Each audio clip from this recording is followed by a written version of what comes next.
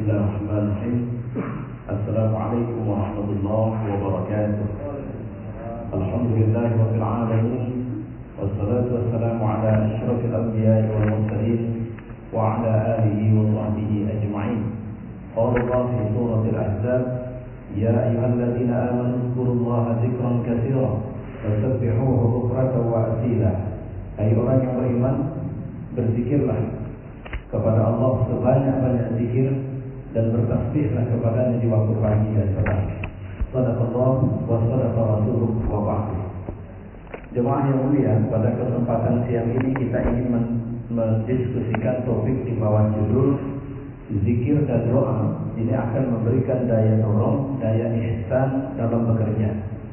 Terus terang, motivasi kerja seringkali kita lalai dari motivasi agama dalam hal ini Islam. Sehingga akibatnya cenderung gerak dinamiska kita dalam bekerja itu didorong oleh nilai-nilai yang tak berkepanjangan.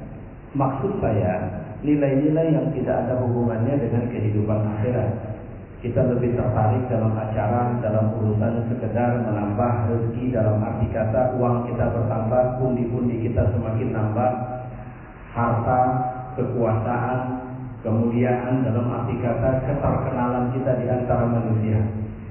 Padahal sebenarnya Allah sudah mengingatkan bahwa dunia mazra'atul akhirah. Dunia itu ladang akhirat. Suka tidak suka, mau tidak mau, apapun yang kita lakukan di muka bumi dalam kehidupan dunia ini akan berefek, akan memberi pengaruh dalam kehidupan akhirat kita. Allah mengatakan, "Faman ya'mal mithqala dzarratin khairan yarah."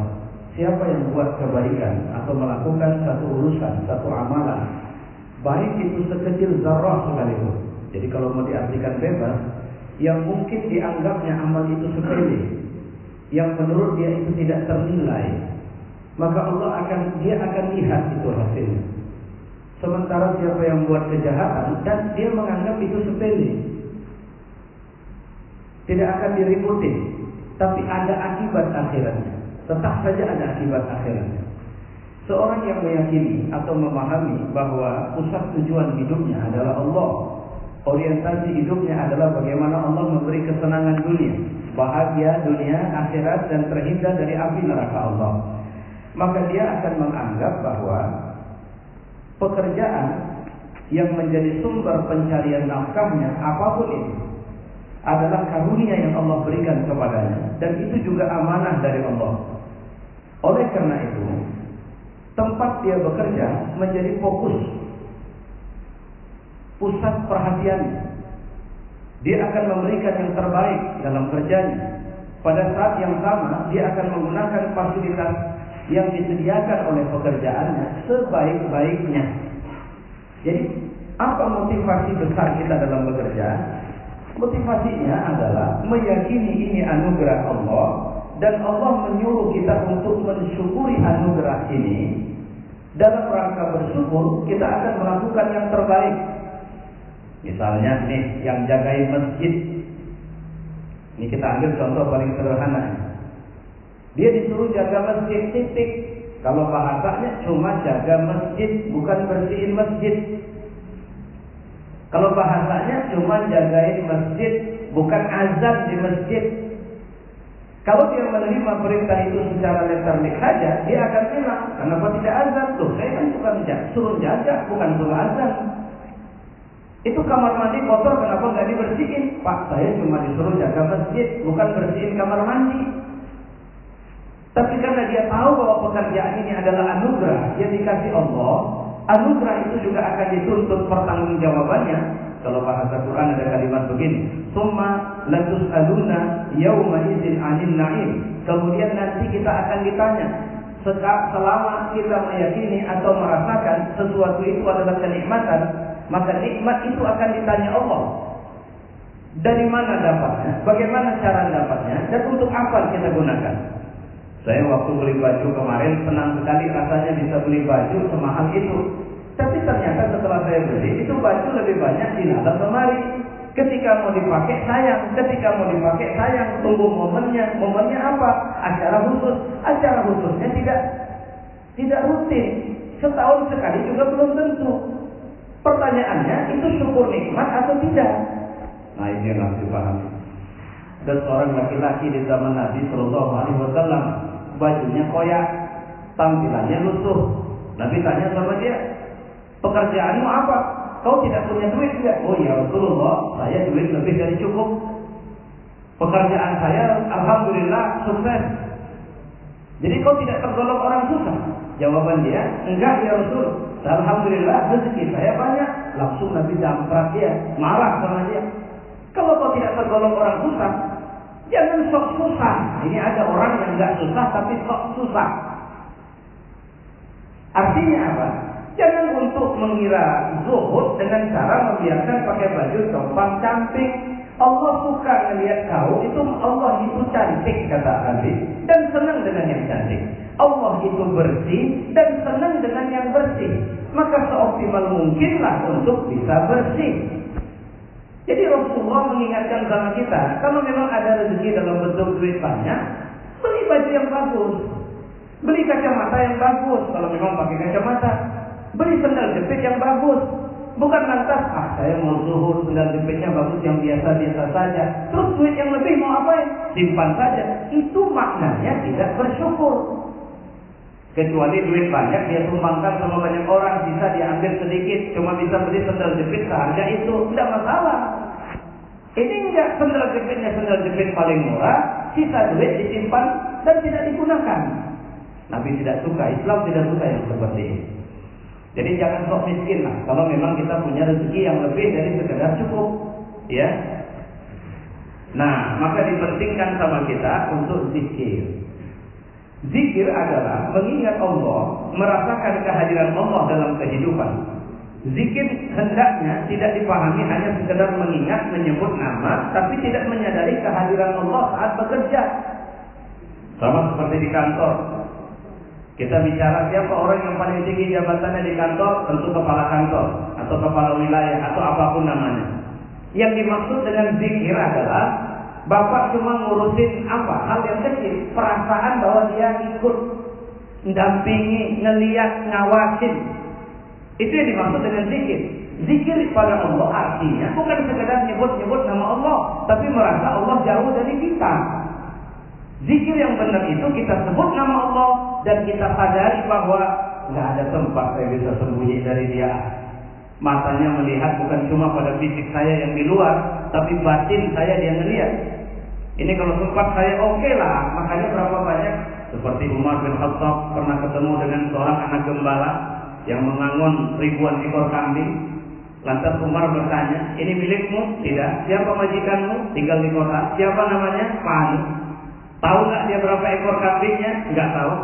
Boleh nggak kalau kambing ini aku beli? Beli, boleh. Tapi beli sama Pak Anu. Loh, kau kan saya cuma gembala. Ya nggak apa-apa. Nanti kau jual saja. Pak Anu kan nggak tahu berapa jumlahnya. Iya memang. Ya sudah, nanti kau jual sama aku. Itu duit untukmu.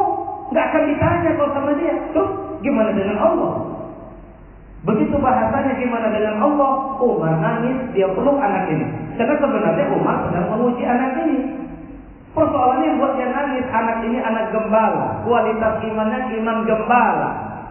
Tinggal di padang pasir. Kalau bahasa kita nggak ngaji, nggak sekolah. Tapi kenapa dia punya keimanan luar biasa? Sampai-sampai bertanya, baiklah. Sama majikan saya bisa bilang, kambing kita sekian Pak, terus saya jual 10 ekor, saya jual 100 ekor pun dia nggak tahu. Tapi masalahnya Allah tahu nggak? Terus saya gimana cara jawabnya sama Allah? Gitu. Inilah yang dimaksud dengan berzikir. Zikir merupakan indikator cinta seseorang hamba kepada Rabb-nya. Sebab seorang yang mencintai sesuatu pasti akan selalu mengingatnya. Jadi hubungan kita pergi kantor, semangat kita karena cinta kita sama Allah. Kenapa kita harus ke kantor? Karena Allah kasih karunia sama saya. Apa karunia itu? Pekerjaan saya. Setelah saya bekerja, dia kasih karunia jabatan. Alangkah baiknya kalau saya bisa menunjukkan saya orang terbaik di mata Allah dalam pekerjaan saya. Gitu. Yang demikian itu akan menyebabkan dia selalu bersama Allah, kapanpun, dimanapun, baik merasa di saat dia sendiri atau di tengah keramaian. Orang begini stabil, Pak. Dia yakin. Karena coba bolak-balik kitab suci Al-Quran, kita nggak ketemu Allah itu ingin kita miskin. Allah ingin kita itu tidak sukses. Allah itu maunya kita sukses. Kalau Allah mencintai kita, apakah yang menyukai yang dicintainya gagal dalam hidup? Apakah yang mencintai ketika menemukan yang dicintainya sedang merasa dalam kekurangan, lantas dia diam-diam saja karena pelit? Apakah yang mencintai tidak peduli dengan masalah yang menimpa yang dicintainya? Kalau Allah mencintai kita, pasti dia akan peduli sama kita. Dia tahu apa mau kita. Satu hari misalnya seorang yang kendaraannya cuma sepeda motor, sepeda biasa. Suaminya pekerjaannya bolehlah kita bilang cuma orang yang disuruh-suruh, itu pun mocok-mocok. Penghasilan gak jelas, belum tentu dalam sebulan dapat 1 juta. Istrinya juga cuma cuci pakaian orang. Satu hari mereka berjalan di trotoar toko, terus istrinya mereka melintas di satu toko yang menjual perhiasan. Istrinya bilang sama suaminya, "Mas, cantik betul itu cincin. Kalaulah kita ada rezeki, saya ingin punya cincin itu." Pertanyaannya, kalau memang suaminya mencintai istrinya, apakah keinginan istrinya dia abaikan begitu saja? Pastilah dia berkeinginan terus-menerus bagaimana caranya memenuhi keinginan atau sesuatu yang dimaui oleh istrinya. Mungkin dia akan berjibaku kerja lebih keras, mendapat penghasilan lebih banyak, menyisihkan uangnya, sampai satu hari dia bisa bilang sama istrinya, "Ingat enggak, 3 tahun yang lalu kita melintas di toko ini dan kau mengatakan ingin cincin itu? Alhamdulillah, Dek, aku nabung 3 tahun setelah itu, ini cincin yang kau mau itu." Kenapa dia berikan? Karena semangat cinta. Lantas kemudian dalam hidup, apakah Allah akan abai dari kita? Kalau Allah mencintai kita, kalau Allah sayang sama kita, atau apakah kita akan tidak peduli dengan maunya Allah, padahal kita mengatakan cinta sama Allah? Ini yang kedua. Dalam cinta kepada Allah, yang menjadi pusat bukanlah hamba, tapi Allah. Karena itu Allah selalu hadir dalam pikiran dan kesadarannya. Dia akan selalu mengingatnya kapanpun, dimanapun dia berada. Segala peraturan yang ditetapkannya, pastilah peraturan terbaik sebagai pengabdian dan bukti cintanya sama Allah. Kalau Allah bilang kerja jujur ya, saya akan jujur.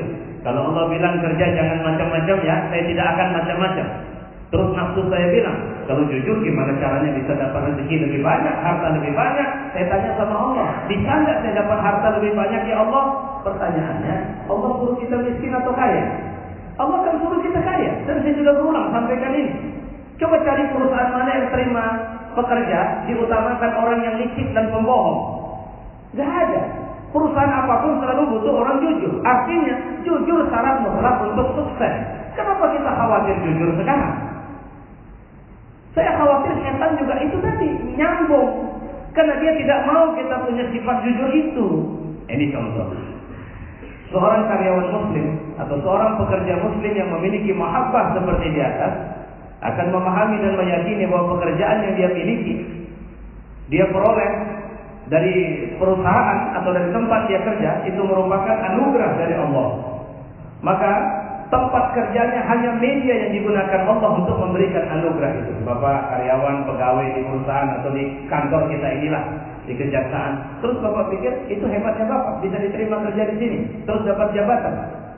Pernah nggak merasa bahwa itu anugerah Allah karena Allah percaya dari sekian banyak rakyat Indonesia, dari sekian banyak rakyat di Sumatera Utara dikasih kepercayaan untuk kerja di sini, itu Bapak loh. Prosesnya juga luar biasa. Ibu melalui seleksi, terus diterima jadi PNS, terus didudukkan di sini, terus dipindahkan ke sana, terus dapat jabatan. Terus itu hebatnya Bapak. Kalau Allah tidak mau bagaimana? Maka seorang akan menyadari bahwa itu bahagian dari hebatnya Allah. Itu anugerah Allah. Itu amanah dari Allah. Karena itu dia akan memusatkan kesadaran, pikiran, dan usahanya untuk kebaikan dan kemajuan kantor kita. Apa kira-kira yang menjadi mutu kantor kita? Kita akan berupaya baik sebagus-bagusnya. Jadi pikiran kita bukan pikiranku, tapi pikiran kantor. Bahwa dinas kita atau jabatan kita atau jawatan kita itu akan memberikan kontribusi besar penegakan hukum dan sebagainya. Saya akan berupaya sebaik-baiknya karena ini nama baik perusahaan, bukan nama baik saya sendiri. Kira-kira begitu. Ya, dia akan semua mengikuti semua peraturan. Karena dengan peraturan itu dia akan selamat dalam menjalankan amanat yang diberikan Allah kepadanya. Mahabbah atau cinta yang ada dalam dirinya menjadikan tempat kerjanya sebagai pusat aktivitasnya, yang karenanya segenap pikiran dan usahanya ditujukan bagi kebaikan tempat bekerja dia. Dia melakukan semua itu membuktikan cintanya kepada Allah yang telah memberikan anugerah pekerjaan ini sama dia. Jadi karena kalau kita tidak benar kerjanya, berapa banyak, saya yakin bapak-bapak ibu-ibu banyak menangani orang yang di luar sana mereka adalah orang hebat, tapi karena mereka gagal memahami pekerjaan itu sebagai anugerah Allah, mereka melaksanakannya dengan nafsu mereka, sehingga akhirnya mereka menyimpang. Terus ibu tanya, misalnya bapak tanya, berapa anak bapak? Ada 4 orang pak. Kalau kemudian akibat dari masalah hukum ini bapak akan dipenjara sekian lama, siapa yang kasih mereka makan? Kadang-kadang pikiran kita pendek di situ tadi. Mereka melakukan pekerjaan atau tindakan yang di luar ingatan mereka kepada Allah, padahal itu bukan cuma menghancurkan akhirat mereka, tapi juga menghancurkan dunia mereka. Bukan cuma dunianya sendiri, dunia istrinya, dunia anaknya, dunia, Masya Allah. Makanya seorang yang memahami atau mengingat kepada Allah, maka dengan izin Allah mereka akan mendapatkan dukungan atau ta'yidullah dari Allah Subhanahu wa taala. Wallahu a'lam bishawab. Wassalamualaikum warahmatullahi wabarakatuh.